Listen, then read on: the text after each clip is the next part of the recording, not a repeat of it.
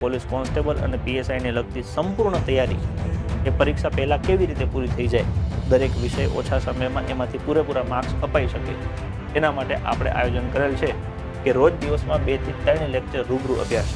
2 કલાકનું આપણું એક લેક્ચર હોય છે, 2 તો મિનિમમ. પછી જેમ જેમ જરૂરિયાત પ્રમાણે 2 થી 3 કે 4 લેક્ચરની જે જરૂર પડે એટલા લેક્ચર રોજ ગોઠવવા. 3 થી વધારે વિષય સાથે શીખવાના, પેરેલલ 3 વિષય સાથે લઈને ચાલી, જેથી કરીને માની લો એક વિષય એક બેન્ચ પર 1 મહિનામાં પતી જાય તો 1 મહિનામાં 3 વિષય આપણે પૂરા કરી શકીએ છીએ.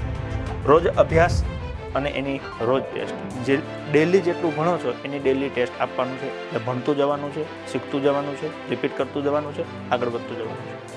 દર અઠવાડિયે પુનરાવર્તન અને તેની ટેસ્ટ. સોમથી શુક્ર શનિ ભણીએ તો એની રવિવારે ફરજિયાત ટેસ્ટ, એટલે અઠવાડિયામાં જેટલું ભણ્યા હોય એનું પુનરાવર્તન અને એની ટેસ્ટ. 200 ગુણની 20 મોક ટેસ્ટ પરીક્ષા પહેલાં પૂરી કરીએ.